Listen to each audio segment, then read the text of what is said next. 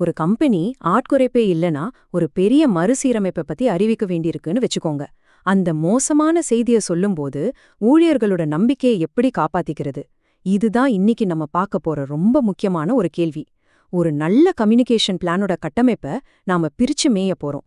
சரி, இந்த பிளான பத்தி பாக்குறதுக்கு முன்னாடி ஒரே ஒரு நிமிஷம் யோசிப்போம்.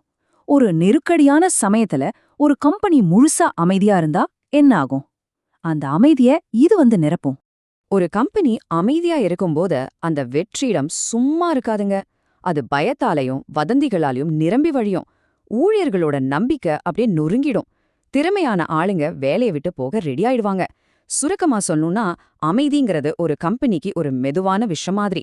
இதுல இருந்து தப்பிக்க ஒரே வழி ஒரு தெளிவான நேர்மையான கம்யூனிகேஷன் பிளான் மட்டும்தான். சரி, இந்த பிளான நம்ம எப்படி பார்க்க போறோம்? முதல்ல நம்பிக்கைய உருவாக்குறதுக்கான ப்ளூ பிரிண்ட் என்னன்னு பாப்போம். அப்புறம் இதுல சம்பந்தப்பட்ட முக்கியமான ஆளுங்க யாரு, இந்த திட்டத்தை எப்படி செயல்படுத்துறது, அப்புறம் கடைசியா இது ஏன் ஒரு கம்பெனியோட நேர்மைக்கான ஒரு பெரிய டெஸ்ட்னு நம்ம பார்க்க போறோம். வாங்க உள்ள போலாம். முதல் பகுதி நம்பிக்கையை எப்படி உருவாக்குறது.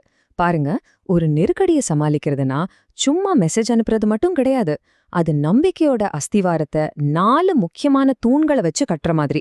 அப்படி என்ன அந்த 4 தூண்கள்? வாங்க பார்க்கலாம். இங்கதான் இந்த பிளானோட இதயமே இருக்கு. வெளிப்படைத்தன்மை, அது வதந்திகளை கொல்லும். பச்சாதாபம், அது நாங்க உங்கள கவனிக்கிறோங்கிற செய்திய சொல்லும். தெளிவு, அது குழப்பத்தையே வரவிடாது. ஒருங்கிணைப்பு, அது தலைமையெல்லாம் ஒன்னா நிக்குதுன்னு காட்டும்.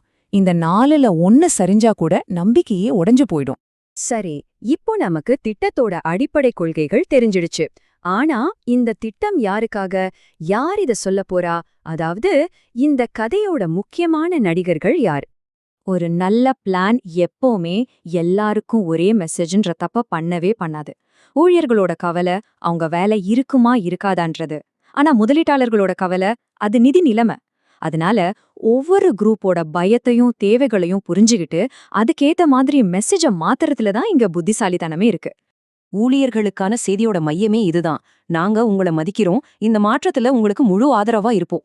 இது வெறும் வார்த்தைகள் கிடையாதுங்க, இது ஒரு வாக்குறுதி. கஷ்டமான நேரத்துல மனிதத்தை முன்னாடி வைக்கிறது தான் உண்மையான தலைமை. மெசேஜ் தெளிவா இருக்கணும்னா அத சொல்றவங்களும் தெளிவா இருக்கணும். இங்க பாருங்க, சிஓ பெரிய பார்வையில பேசுவாரு. ஆனா டிபார்ட்மெண்ட் ஹெட்ஸ் அவங்க டீமோட குறிப்பிட்ட கேள்விகளுக்கு பதில் சொல்லுவாங்க. இது ஒரு மியூசிக் பேண்ட் மாதிரி. ஒவ்வொருத்தரும் அவங்கவங்க வேலைய சரியா செஞ்சாதான் குழப்பம் இல்லாம ஒரு நல்ல இசை உருவாகும்.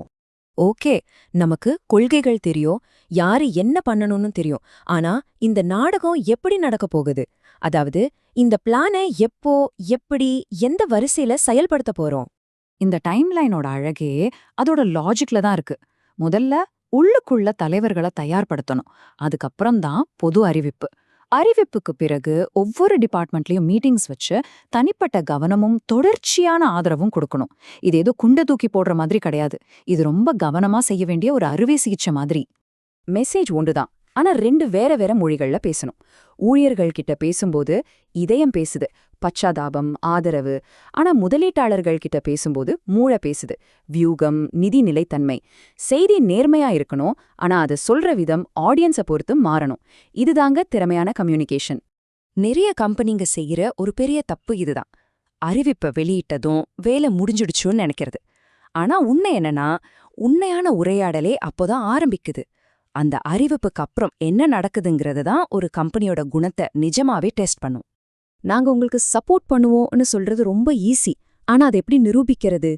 மாற்று வேலை வாய்ப்புகள், புதுசா திறமைகளை வளர்க்க பயிற்சி, மனநல ஆதாரம்னு உறுதியான செயல்கள் மூலமாதான்.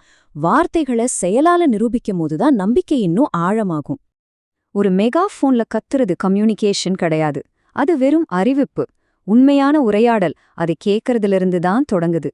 ஊழியர்களோட கேள்விகளுக்கு, அவங்க கோபத்துக்கு, அவங்க பயத்துக்கு காது கொடுக்கும்போதுதான் அந்த நம்பிக்கையோட வட்டம் முழுமையடையுது. எல்லாரும் ஒரு பெரிய மீட்டிங்ல தைரியமா கேள்வி கேட்டுட மாட்டாங்க இல்லையா? அதனாலதான் இந்த பிளான் பல வழிகளை கொடுக்குது. நீங்க யாருன்னு சொல்லாம கருத்து சொல்லணுமா? அதுக்கு சர்வே இருக்கு. தனியா பேசணுமா? ஹெச்ஆர் கூட மீட்டிங்ஸ் இருக்கு. இங்க முக்கியம் என்னன்னா, நம்ம குரலை கேக்குறாங்கன்ற உணர்வு ஒவ்வொருத்தருக்கும் கிடைக்கணும். ஆனா எவ்ளோ நல்லா பிளான் பண்ணாலும் சில சமயம் எல்லாம் தப்பா போகுமே. வதந்திகள் பரவலாம், மேனேஜருங்க தப்பா பேசிடலாம். அப்ப என்ன பண்றது? ஒரு நல்ல பிளான் வெறும் பிளான் ஏயோட நிக்காது. அதுல பிளான் பி, பிளான் சின்னு எல்லாமே இருக்கும். வதந்திகள் பரவுதா, அதுக்கு பதில் சொல்ல அதிகாரப்பூர்வ சேனல்கள் இருக்கு. மேனேஜருங்க தடுமாறுறாங்களா, அவங்களுக்கு ட்ரைனிங்கும் என்ன பேசணும்னு கைட்லைன்ஸும் இருக்கு. இது வெறும் திட்டம் மட்டும் இல்ல, இது ஒரு பாதுகாப்பு வலை. இப்ப நாம கடைசி பகுதிக்கு வந்தாச்சு. கடைசில பார்த்தா இந்த கம்யூனிகேஷன் பிளான்ன்றது வெறும் வார்த்தைகளோ வழிமுறைகளோ கிடையாது. இது ஒரு நிறுவனத்தோட உண்மையான குணம், அதோட நேர்மை சோதிக்கப்படுற ஒரு தருணம், ஒரு மோமெண்ட் ஆஃப் ட்ரூத்னு சொல்லலாம். அப்போ ஒரு கம்யூனிகேஷன் பிளான்னா நிஜத்துல என்ன? அது வெறும் டாக்குமெண்ட்ஸ் கிடையாது, அது ஒரு கண்ணாடி. ஒரு கம்பெனி அதோட கஷ்டமான நேரங்கள்ல அதோட உண்மையான மதிப்பையும் குணத்தையும் அந்த கண்ணாடியில தான் காட்டுது. இத நாம ரொம்ப தெளிவா புரிஞ்சுக்கணும். இது ஏதோ கார்ப்பரேட் வார்த்தை ஜாலம் கிடையாது, இல்ல மக்களை சமாளிக்கிறதுக்கான வேலையும் இல்ல. இதோட ஒரே நோக்கம் ஒரு கம்பெனியோட மிக மிக மதிப்புமிக்க சொத்தான அவங்க மக்களோட நம்பிக்கையை காப்பாத்துறது மட்டும்தான். ஆக கடைசி கேள்வி இதுதான். கஷ்டமான காலங்கள்ல ஒரு நிறுவனம் எப்படி வெளிப்படைத்தன்மையோட, பச்சாதாபத்தோட, தெளிவோட பேசி தன்னோட மிக மதிப்புமிக்க சொத்தான நம்பிக்கைய பாதுகாக்க முடியும்? இது ஒவ்வொரு தலைவரும் அவங்க கிட்டயே கேட்டுக்க வேண்டிய ஒரு கேள்வி.